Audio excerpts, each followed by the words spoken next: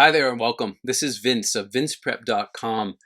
A potential client recently contacted me through my website and asked me how I might be able to help this person apply to Harvard and Stanford in round two. And I wanted to answer the question with a short video. First of all, intuitively, one would think that because Harvard is due before Stanford, one should start with Harvard. That's actually wrong in my opinion. And my method is we'd start with Stanford. We'd spend the month of October, hopefully less than a whole month, but no more than a month, getting your career story straight. We would update your resume. We would look at those small boxes about your greatest accomplishments and challenges in your career. We'd figure out your career to date, and we'd also figure out what you're going to try to be doing post-MBA, both immediately after 2 years, 5 years, 10 years down the road. So your career story is the first thing we got to figure out. And again, Harvard asks that question as well, but more indirectly. Stanford asks it more directly. I'm not as worried at this moment about why Stanford. I'm treating it as if they're writing about why MBA. If you know why Stanford, great, but you may still be researching the school, which I encourage you to do up until the very last minute. Continually be reaching out and talking to alumni are okay, but I think it's best to talk to current students because schools change quickly, and Stanford, even 5 years ago, GSB is not like it is now because the world keeps changing. And a good business school should be on top of those changes. The reason we don't start with Harvard, in case I didn't make that clear, is there's no question. The essay is very open-ended, and it's all Harvard style, treating you like a grown-up, like a leader, putting it on you and your judgment. What do we need to know about you? And that assumes you know Harvard well and you know their admissions criteria, which you should. You know the profile of the incoming class, and you know sort of what angle is going to stand out and entertain effectively your reader that is going to be new information. It's a story that they otherwise wouldn't know from anywhere else in the application. That's a process of elimination. And to get to a process of elimination, we need to get to a process of creation. So the Stanford questions allow us to do a creative process. So first of all, creating the goal story based on the resume, what you've done already, what you're going to try to do, and then that gap about why business school and eventually why Stanford once you get your research done. So we get your career story put together, and then we get your personal story. And this is the fun part. You start by, I have a post on my website about writing your life story, where you basically are going to think about episodes in your life that were pivotal, that were influential, that were key moments. What matters most to you and why? Basically, the way to get to what matters most to you and why is not directly, usually going direct at that question yields a very weak and kind of basically vague answer that anyone could say. What matters most to me is doing my best all the time because it makes me who I am. It's not a great final answer. It's probably everybody's first answer. So we don't directly try to answer the question. We try to indirectly answer the question where I just want to learn about you, right? So step one, we get your career story straight, past and future, and fill in the gap of why you need this MBA. So your career story.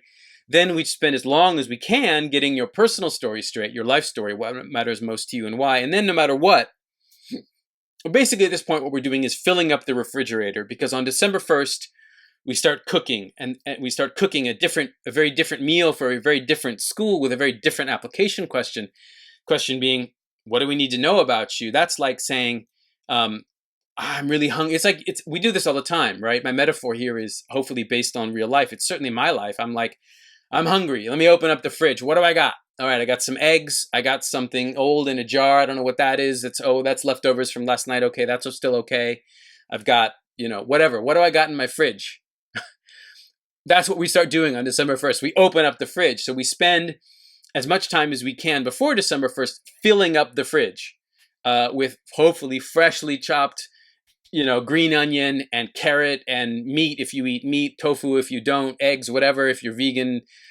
Apologies to whatever your dietary preferences are. But we fill the fridge with whatever it is that you can eat, whatever it is that you want to cook with, because we got to start cooking. We got to start coming up. We need a menu. We need a recipe. In this case, a recipe is a question. We need a question. Harvard doesn't give you a question. So in my clients, we got to come up with a question. If I was applying to Harvard, and I think you've heard me say this before if you've seen my other videos about the Harvard essay, the question I'd be answering is, what are the 3 most important decisions you've made in your life? Because if you look at my life story, my background, the last almost 20 years I've been in one place here in Japan, and my life looks pretty stable. Till I got to Japan, I was all over the place. Look at my LinkedIn profile if you want to see some of the choices I made in my life. But again, for Harvard, it'd be like, okay, Vince, why? How'd you get here? What are the choices you made? And they were choices. They're just unconventional ones because I'm an unconventional guy. That's the question I would absolutely have to answer because, to Harvard's point, there's nowhere else. My recommender can't tell that story. It wasn't there. I can't tell that story in 500 characters or 250 characters. That story deserves at least a page and a half. And I would again frame it with, hey, Harvard, I think you need to understand some of my really critical life choices because they may not appear immediately obvious to you. That'd be my question to answer. It may not be yours. Everyone's different. But on December 1st, we're going to start trying to come up with that question that allows you to tell, or in this case, to use my metaphor, allows you to use those yummy, fresh, green onions that your friend grew on her farm, and then to use that fresh, tasty, whatever, all the best ingredients, hopefully more than just onions, from your fridge that we spent a month or 2 stocking that fridge with Stanford stuff. Does that make sense? That's my methodology. And then flash forward a month later, hopefully, Harvard's done. You've cooked that meal. You've answered that question that you asked in order to be able to use your best stuff. Submit Harvard. Hopefully you got a day off or 2. Then open up your Stanford application, which you haven't looked at hopefully since, or haven't worked on since December. You've had a month or more away from it.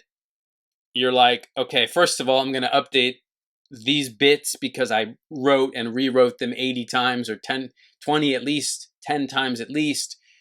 This polished bit of writing that I submitted to Harvard that explains that period of my life or that life choice or whatever it is. I think Stanford stuff, a lot of it is going to be relevant for Harvard, and then flipping it around, the Harvard stuff is going to be relevant to not exactly copy paste, but reuse or reutilize, just as a good chef would. Not throw away that fresh whipped cream, didn't need it all for the dessert, going to put a little bit of it into the coffee or whatever. I'm not a cook, and so these metaphors have limited use because I'm not a great chef. But I do cook based on what's in my fridge. So anyway, that's authentic. To summarize it, basically, we use Stanford to generate content for Harvard, then we submit Harvard because it's due first. Then we use the content from Harvard, and to the extent we can, we repurpose that content back to Stanford. And then, of course, Stanford is its own beast, and we need a bit of time. Hopefully, we have a week or so to get Stanford ready to submit. And that's it. It is possible to do this in 3 months, October, November, December. All right. I hope I've done a good job of answering this very fair question. I do appreciate you watching this video. The videos are free. Like them, share them, subscribe. It keeps me motivated. I love making these videos every chance I get. That's all for now. I really appreciate your time and attention. Best of luck with Harvard, Stanford, or wherever it is you're applying to. Bye for now.